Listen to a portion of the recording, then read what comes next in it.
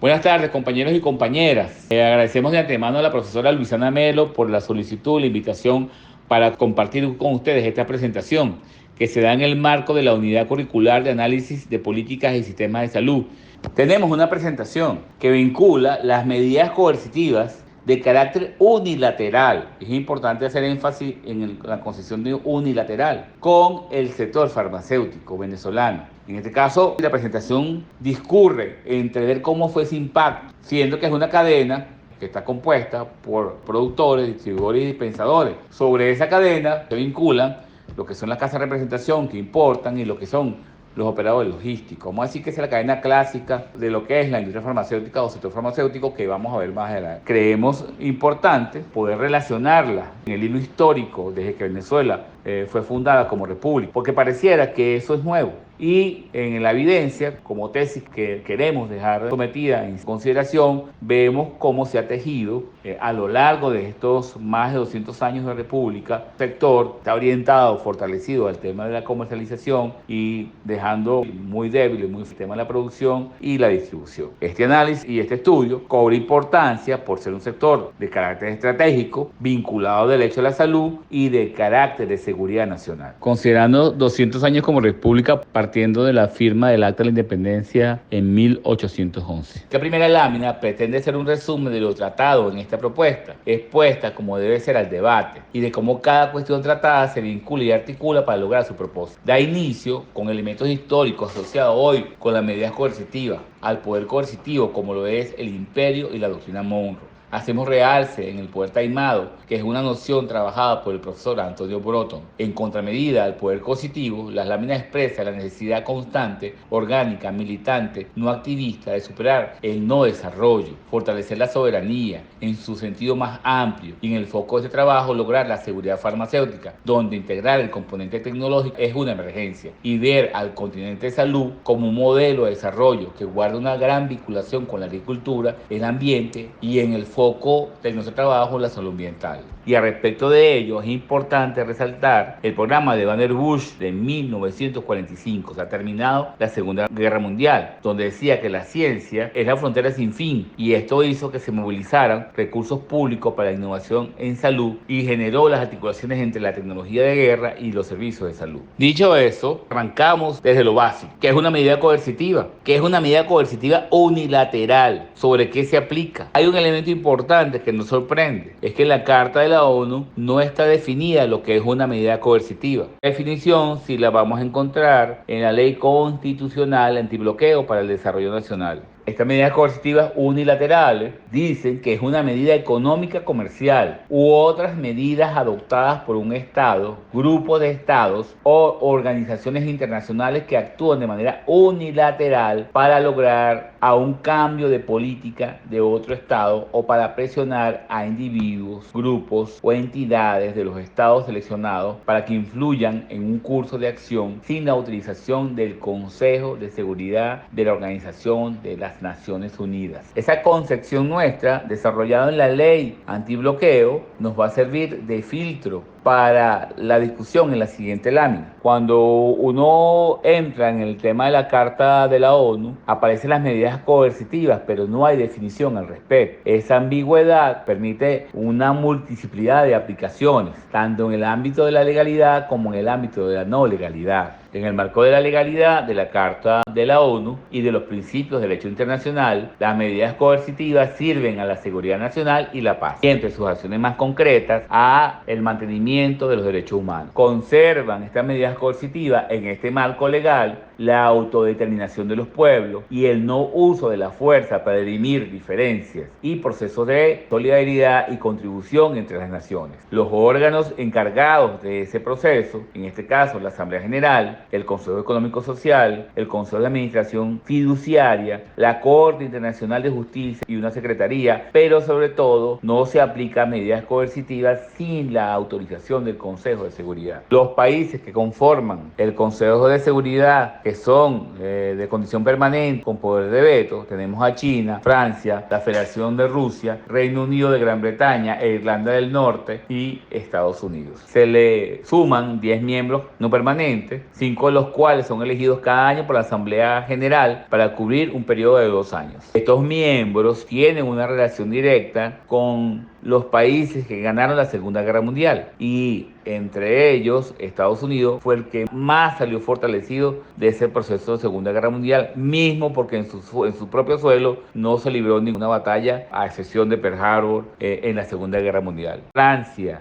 Reino Unido y Estados Unidos se hacen llamar comunidad internacional y son capaces de aplicar medidas coercitivas unilaterales fuera del marco de la ley, fuera del Consejo de Seguridad, aún siendo miembros del Consejo de Seguridad, para aquellos países que no son obedientes en el área de su influencia hemisférica. Entonces podemos ver cómo las medidas coercitivas, que tienen un manto de legalidad, sirven de base, de puente, para la aplicación de las medidas coercitivas unilaterales, desde la visión del unilateralismo. Me refiero a lo que tiene que ver con la comunidad internacional, o lo que se hace llamar comunidad internacional, que en este caso son en esencia los países concentrados en Europa, como Francia, y lo ya nombrado, y Estados Unidos. Se aplica sobre aquellos países que no son obedientes a esa comunidad internacional, a su condición de influencia hemisférica, y que al romper ese cerco que se tiene desde el punto de vista inclusive ideológico, económico, y buscar relaciones con otros países en términos económicos, sociales y culturales, van contra el hegemón y se transforman muchas veces estos países en una posibilidad contrahegemónica, y eso tiene como consecuencia la aplicación de medidas coercitivas, de manera que el país vuelva al carril, vuelva a ser obediente y entre en el corral, que significa la influencia hemisférica de esa comunidad internacional. Lo que tiene detrás es que cuando él rompe con esas relaciones de la influencia hemisférica, está rompiendo con su condición de enclave, está ganando soberanía, está rompiendo con la división internacional del trabajo, y por supuesto comienza a presentarse como una posibilidad de influencia contrahegemónica. Entonces, bueno, no queda, entre comillas, más remedio que a partir de la argucia de lo que significa la aplicación de medidas coercitivas,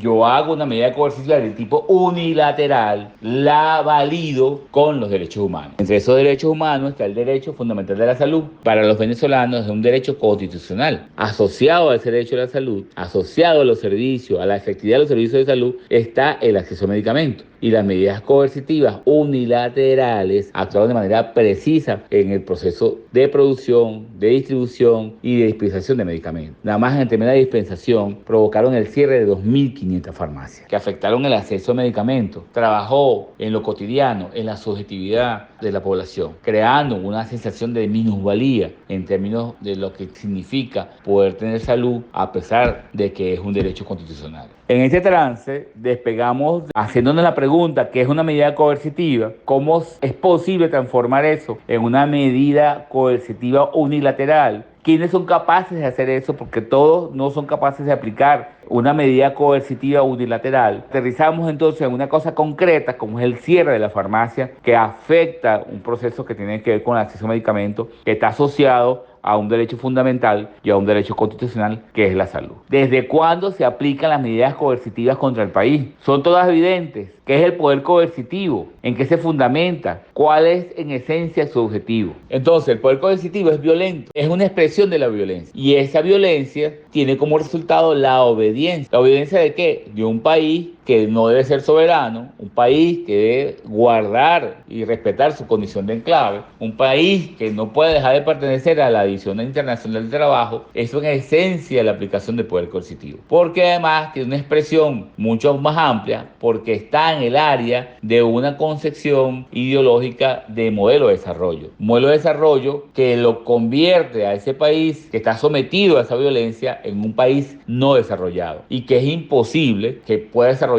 en el futuro, porque además la condición de su desarrollo, la propia palabra de su desarrollo, implica condiciones subalternas frente a un país que se dice desarrollado. Contra eso exactamente hemos estado luchando ya en los últimos 200 años. Ya para mediados del siglo XIX, a Venezuela se le consideraba por los Estados Unidos como un grave obstáculo para sus políticas expansionistas, conociendo que esa expansión tiene que ver con la posibilidad real, concreta, de hacerse con los recursos y que además la propia población era considerada un recurso. ¿Desde cuándo se aplican las medidas coercitivas contra el país? Son todas evidentes. En nuestra tesis, desde el motor farmacéutico, tesis que colocamos con mucha seriedad, es que la República Bolivariana de Venezuela ha estado permanentemente sometida a medidas coercitivas unilaterales. Esa aplicación de esas medidas coercitivas unilaterales, que han sido silenciosas y no evidentes, hicieron con que nuestro sector farmacéutico hoy tenga mayor fortaleza en el ámbito de la comercialización y no en el ámbito de la producción de medicamentos. Sin hablar de los procesos de investigación y desarrollo e innovación en esta área.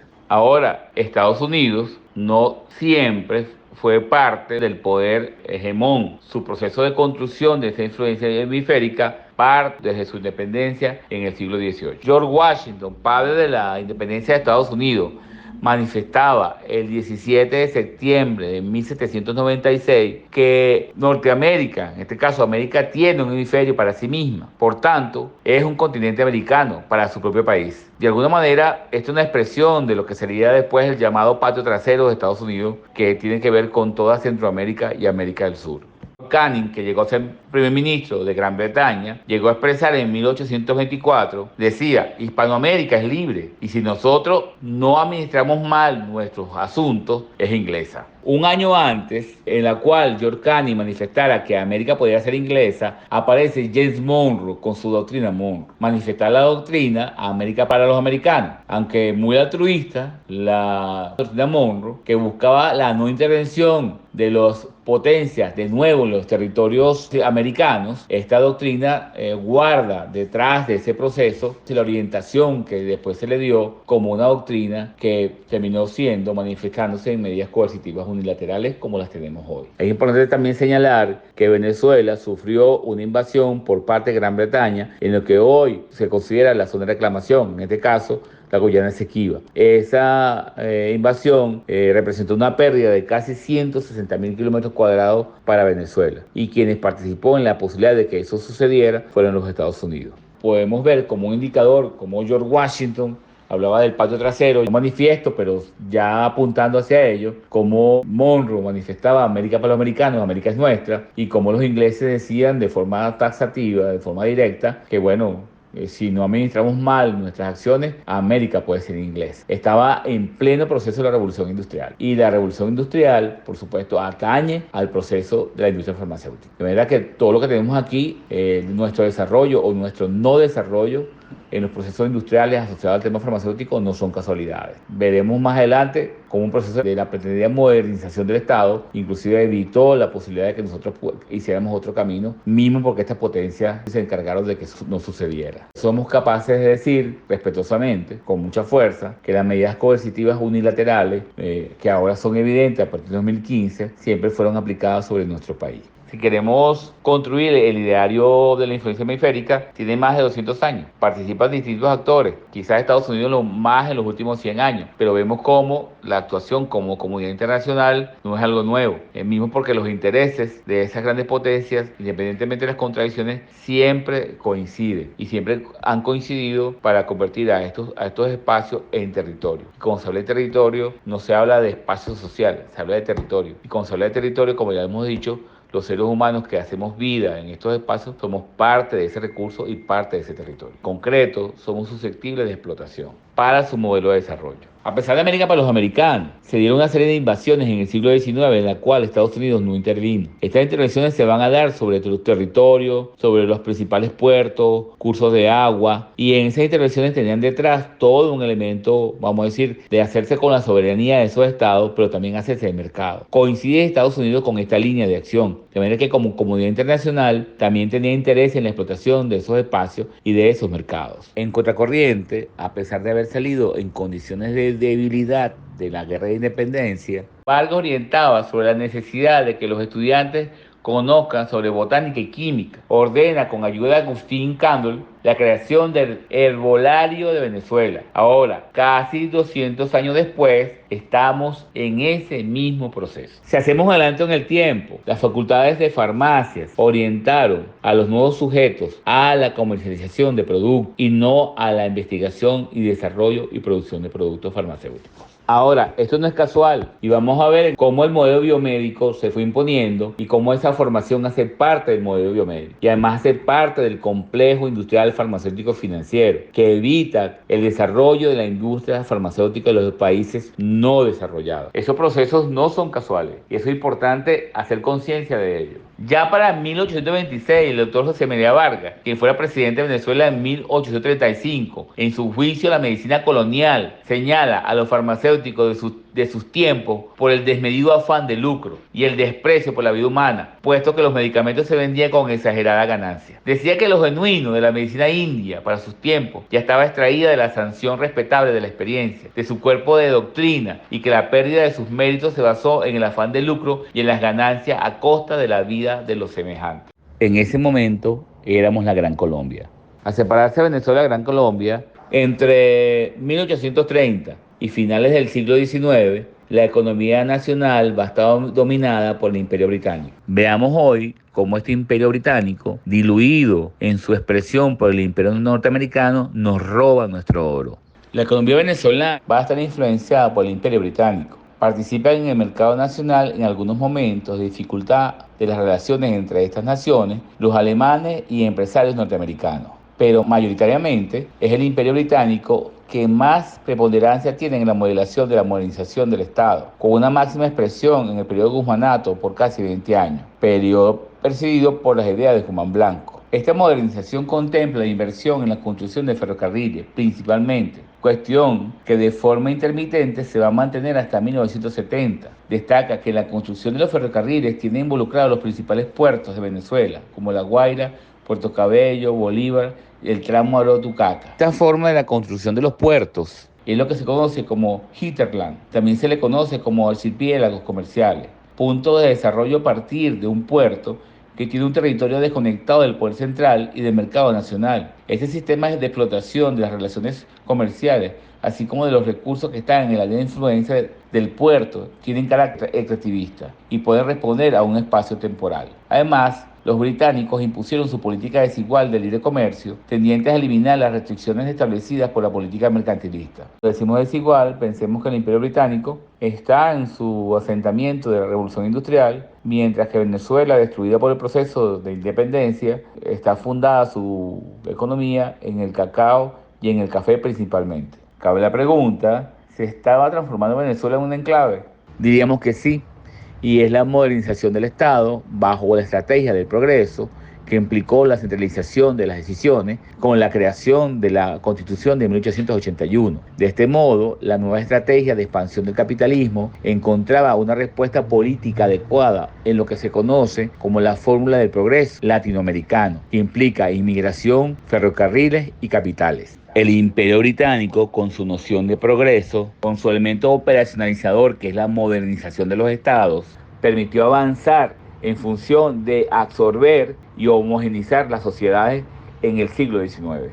A propósito de ello, Augusto Comte, padre del positivismo, considera que Occidente es el único investido de la gloria y difícil misión de fundar la regeneración humana, y en consecuencia, el Oriente debe luego apropiarse pacíficamente de ella a medida que vaya apareciendo. Parece el orden y el progreso como parte de la modernización de los estados y los principios contrarios a este proceso, que son la libertad de conciencia, la igualdad, la soberanía de los pueblos, se ven comprometidos. El orden es la preservación de la estructura de distribución del poder existente, la conservación de las normas y costumbres funcionales a ese orden, el mantenimiento de la jerarquía social existente. El progreso es identificado como el desarrollo científico y tecnológico. El estadio teológico, predominio de la religión, se caracterizó por la vigencia del orden. El estadio positivo, en cambio, tiene por rasgo principal el progreso. Comte sostenía que la reorganización de la sociedad requería de la unidad y de la unanimidad, o sea, la homogeneización, de modo que no se podía permitirse la libertad de conciencia ni la crítica permanente de los fundamentos de la sociedad. El progreso humano fue un medio que permitió a la civilización europea asimilar todos aquellos pueblos no europeos que iban conociendo como peldaños de la historia de un progreso que culminaba con la civilización contemporánea europea.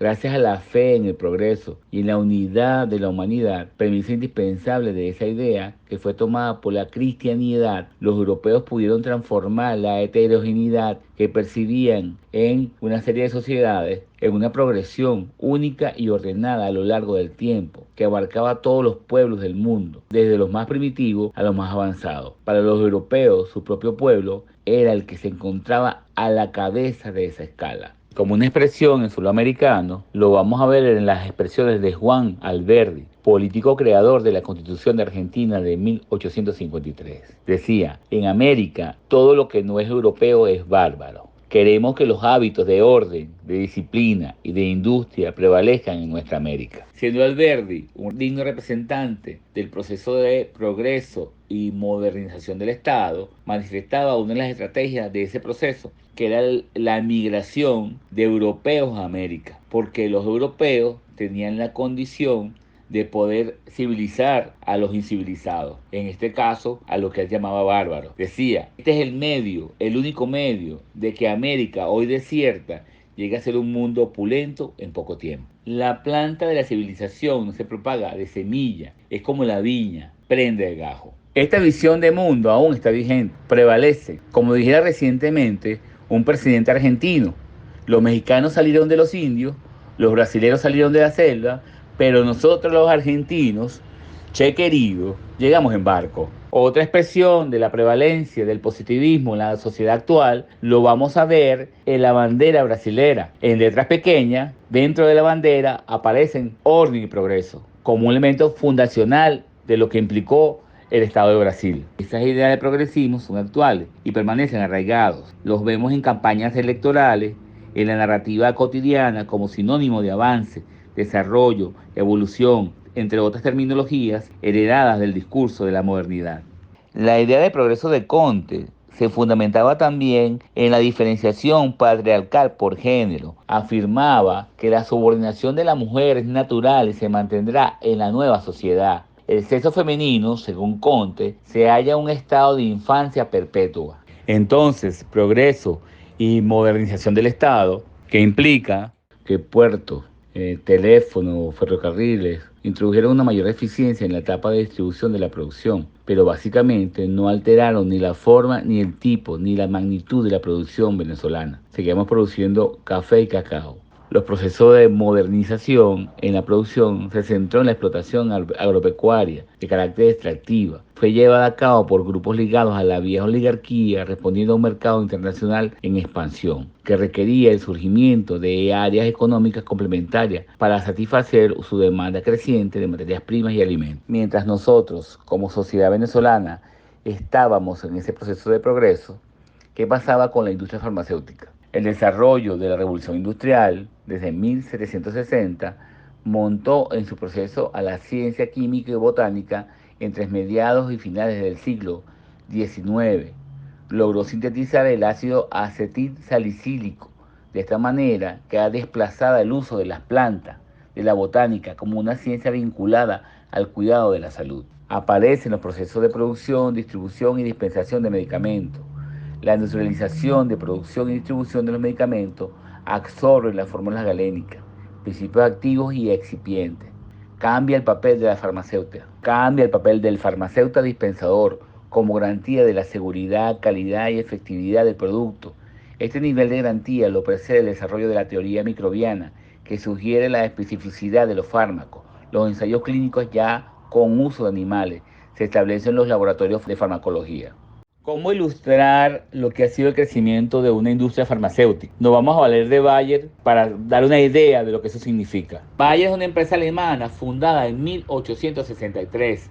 Es una empresa vinculada con el área de tintura para el área textil. Hay que decir que la materia prima que el Imperio Británico se hacía para su proceso de fabricación de hilos, trenzas, telas, provenían de las Indias Occidentales, ya conquistadas para el siglo XVIII. Además de las Indias Occidentales, el Imperio Británico, para su industria textil en desarrollo, véase que esta industria textil llega a ser como la industria petrolera para nosotros, en términos de importancia, para lo que fue la conformación en el aspecto industrial y financiero en el Imperio Británico. Además de la materia prima del algodón de las Indias Occidentales, también se traía algodón de las haciendas norteamericanas, haciendas que basaban su explotación en base en la esclavitud de los negros traídos de África. De manera que se funda una empresa de esta dimensión, pequeña en principio, pero que llegó a tener como empresa asociada al tema textil, al mundo textil, inclusive oficinas en Moscú. Hoy Bayer se encuentra dentro de las 10 principales empresas farmacéuticas del mundo.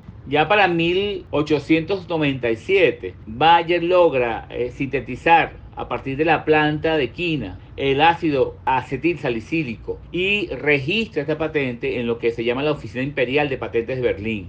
Hoy Bayer, hasta la fecha, ha vendido en el mundo 350 billones de unidades de aspirina. Una pregunta quizás fuera de orden, pero es importante hacerla. ¿Qué pensarán los peruanos siendo que el árbol de quina es parte de su escudo y de su bandera nacional? Que seguro atesoraron ese conocimiento por siglos y Bayer termina haciendo una expropiación de ese conocimiento, explotándola, dándole un nivel tecnológico quizás inalcanzable en ese entonces para muchos de nosotros como países que salieron de la independencia con muchísima dificultad y que hoy en día esa etnia, esa cultura, esa sociedad no sea capaz de reclamar esos procesos de expropiación que no solamente fueron oro y plata, sino que todo este conocimiento asociado al tema del uso de las plantas medicinales y que habiendo sintetizado lo coloca en un espacio inclusive de la patente que no merecen, según ellos, el reclamo por parte de estas sociedades. En Venezuela, Bayer es fundada el 8 de agosto de 1950, pero también es cerrada como planta productora en el año 2019. Quedan por fuera, en ese entonces, más de 200 trabajadores, pero es una planta que llegó a tener 900 trabajadores. Hay una disminución en la capacidad instalada del sector de unos 18 millones de unidades en un solo turno, de manera que si fueran 2, 3, 4 turnos, esas capacidades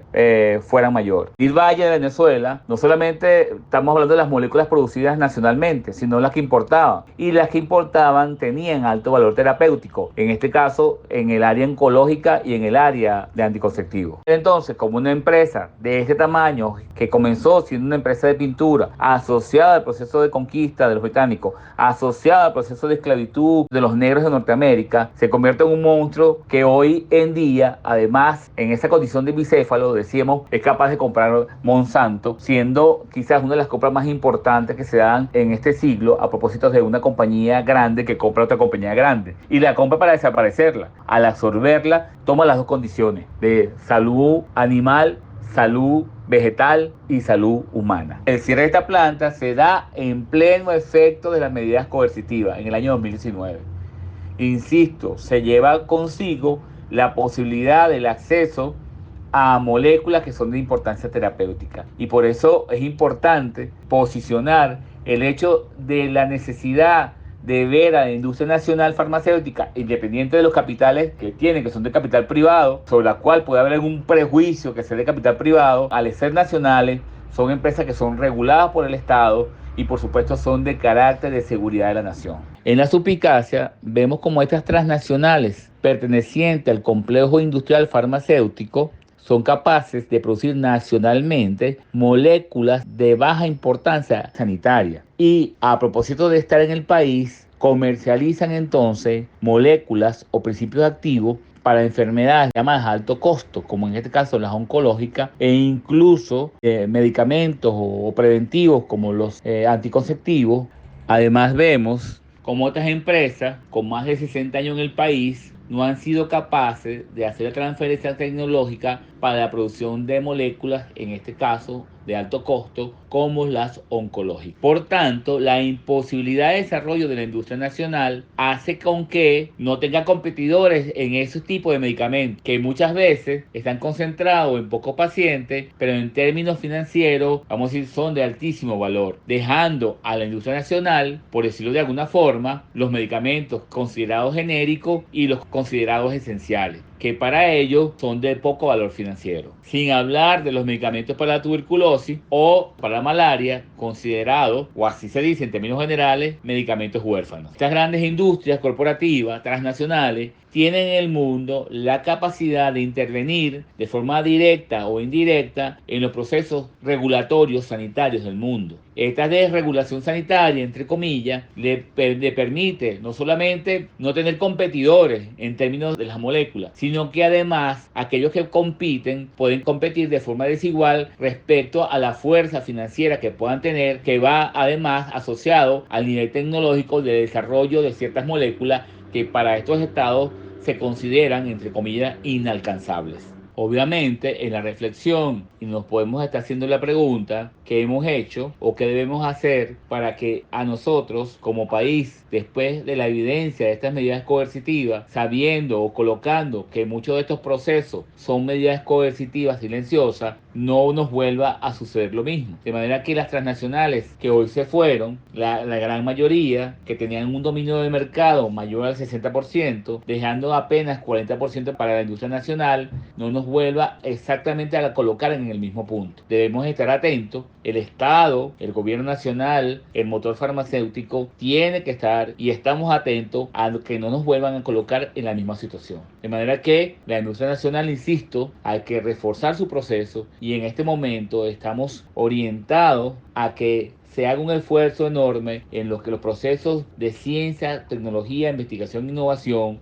de manera de comenzar la carrera urgente para librarnos de ese proceso tecnológico que hace que nuestra industria tenga una altísima dependencia. Hay una necesidad enorme de producir los componentes principales como el foil, el PVC, el cartón nacionalmente. Esas cosas que consideran básicas, hasta esas cosas básicas en este momento lo estamos importando. Y por lo tanto hay que hacer el camino a que eso se vaya revirtiendo. Hemos ganado la batalla en términos del abastecimiento. También es verdad, hemos revertido la dependencia de Estados Unidos y de Europa, donde, como ya lo habíamos dicho, en términos de principio activo llegaba al 70%. Hoy en día eso cambió, y cambió de alguna manera por la acción del gobierno en términos de la geopolítica y de las relaciones que tiene con India, con Irán y con China, y además de Rusia. Un proceso transversal a la ciencia, tecnología, investigación e innovación está en la necesidad urgente de la formación de las venezolanas y venezolanos en el ámbito de la ciencia farmacéutica. No basta, respetuosamente, con el PNF que se acaba de publicar. No, tenemos que ir más allá. Tenemos que lograr procesos, centros de investigación que estén orientados a la producción de lo que llaman los principios activos, a la producción de excipientes, a los procesos industriales, como habíamos dicho, de todos los insumos, y sobre todo a la valoración de lo que es la cadena farmacéutica en sí. Una cadena farmacéutica que tiene un impacto en el PIB, que hoy en día tiene registrado ese sector más de 30.000 empleos directos, con consecuencias en los empleos secundarios o empleos indirectos, alrededor de 150.000 empleos indirectos. Esto sin colocar las familias que hacen vida dentro de ese ámbito. Entonces tenemos que superar la condición de ensamblaje de medicamentos, la condición de manufactura con altísima dependencia. Esta necesidad urgente del desarrollo de la manufactura de medicamentos tiene de alguna manera una valoración un poco más grande, que nosotros lo hemos estado trabajando desde el motor farmacéutico, colocándolo como una noción en la búsqueda de hacer un concepto que tenga validación, por supuesto, nacionalmente dentro de las políticas públicas, como es el concepto de seguridad farmacéutica. Y hablamos de seguridad farmacéutica y no de soberanía, porque quizás a nuestra forma de ver no hay país en el mundo que pueda hablar de soberanía porque no son capaces de producir todas las moléculas. Esa seguridad farmacéutica tiene una vinculación con una categoría muy importante dentro de este proceso revolucionario, que es el acceso. Para nosotros, desde el motor farmacéutico, el acceso de medicamentos, en este caso, supera la acción propia de adquirir el bien, porque para nosotros el acceso a medicamentos lleva implícito la justicia social, la lucha de clases, la equidad, la universalización, en este caso, de la posibilidad de optar al medicamento, además de la oportunidad que el medicamento responda en tiempo y espacio a la necesidad de la población.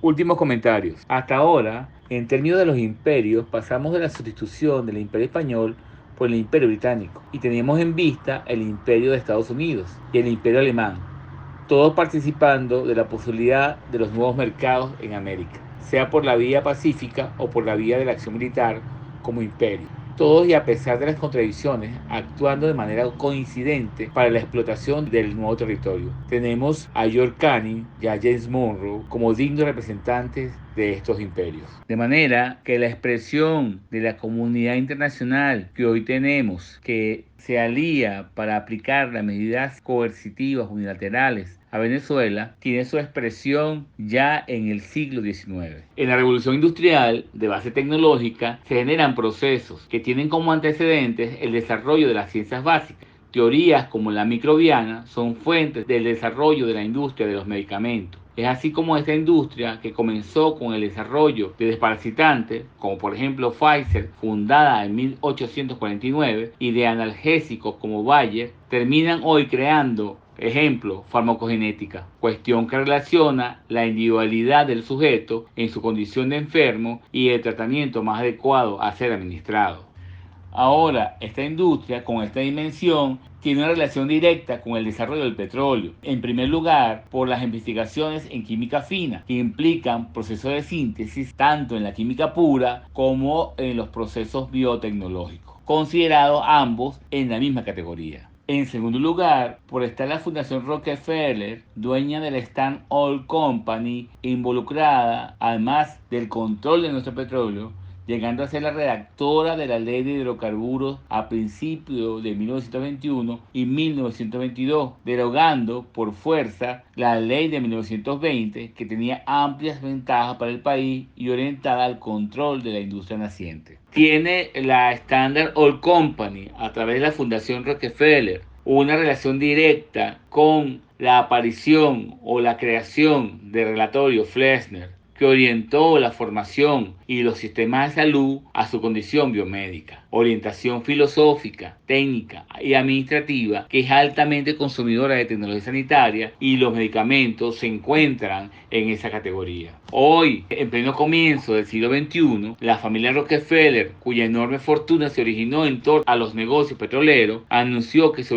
organización caritativa multimillonaria venderá todas sus inversiones en el sector de los combustibles fósiles y reinvertirá el dinero en energías limpias y salud. Pregunto, ¿hasta ahora se pueden identificar las medidas coercitivas silenciosas y lo que Antonio Broton habla de poder taimado? ¿Es posible identificarlo? En este punto estamos en el siglo XX. Si miramos hacia sus principios, vamos a tener el planteamiento nacionalista de Cipriano Castro, un bloqueo importante por las potencias europeas, un golpe de Estado por Juan Vicente Gómez. En el momento de ese bloqueo, los Estados Unidos intervienen como potencia y se hace expresa o se cumple de alguna manera lo que es la doctrina Monroe. Ya la intervención de Estados Unidos, por ser la representante en el laudo arbitral, producto de que no se le permitió a Venezuela ser por sí mismo su representada, le había costado 160.000 kilómetros cuadrados de territorio. En este siglo, como medidas coercitivas silentes, Estados Unidos va a tener una influencia importante sobre nuestra nación. Cobra vida el pacto de punto fijo, cuestión que se fue desgastando hacia finales del mismo.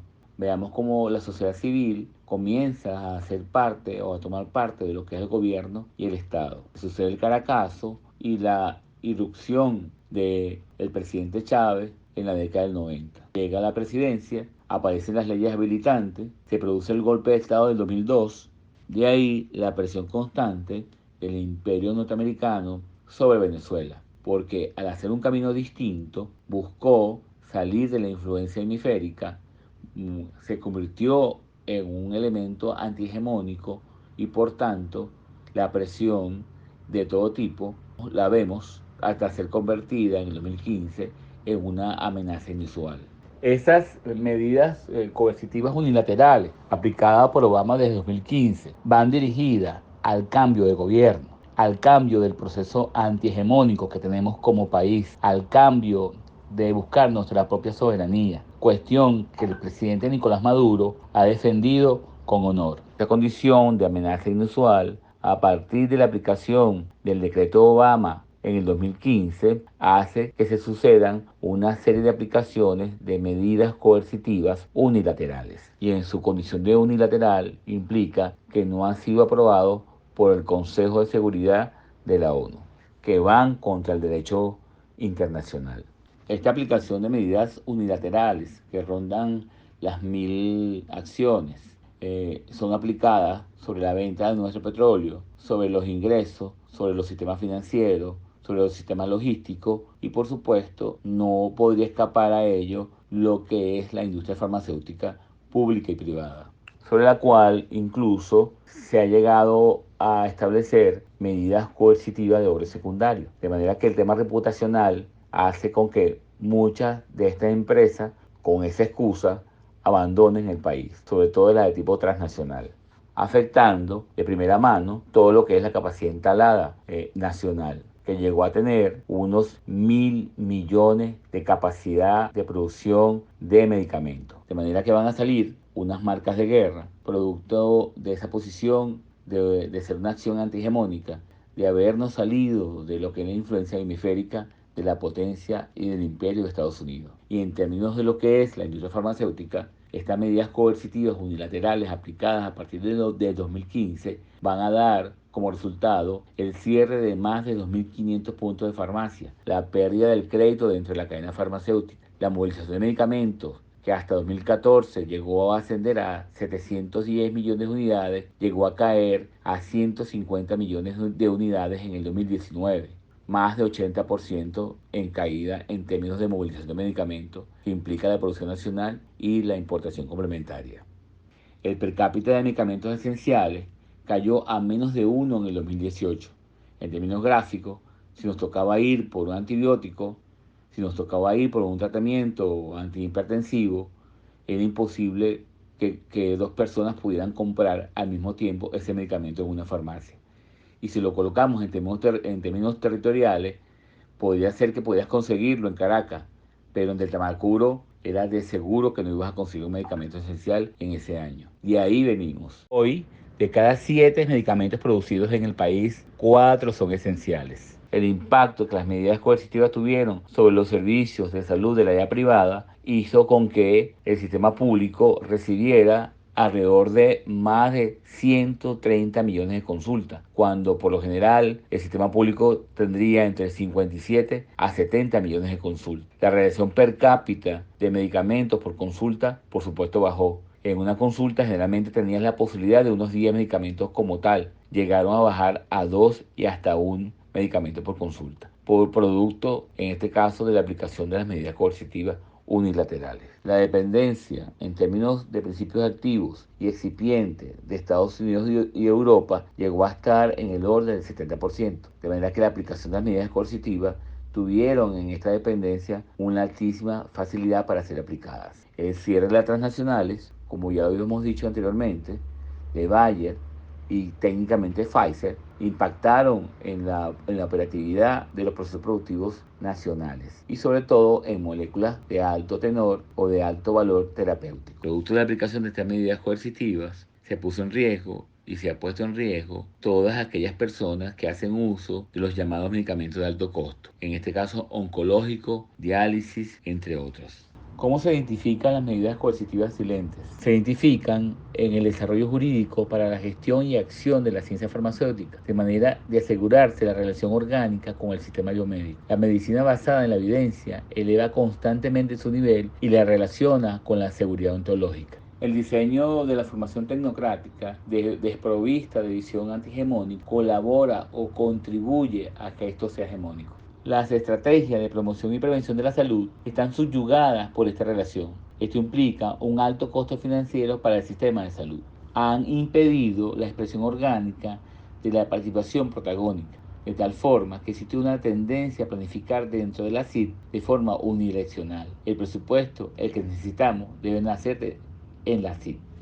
Ahora, como gobierno nacional y como motor farmacéutico, ¿qué se ha hecho como medidas antibloqueo? Una de las cosas fundamentales fue hacer un desarrollo conceptual del motor farmacéutico. Visionarlo como una propuesta económico-sanitaria nos obliga a mirar hacia adentro y proponer el desarrollo nacional de la industria. De lo contrario, miramos hacia afuera y propendemos a resolver el abastecimiento con la importación. Posicionar la necesidad de desarrollo de la seguridad farmacéutica. Ya en la Gaceta de la creación del PNF de farmacia publicada ayer aparece esta noción, el desarrollo de sus dimensiones e indicadores. Superar la visión de que la acción tiene que ver exclusivamente con la obtención del bien, en este caso el medicamento. Esta categoría vinculada con la lucha está asociada a la lucha de clase, a la lucha contra la pobreza y la justicia social. Se creó Farmapatria, farmacia comunitaria, Consalud, Bensalud y el conglomerado de empresas públicas, en este caso de producción de medicamentos. Medicamentos de tipo estratégico como la inmunoglobulina, albúmina humana, unidades fisiológicas,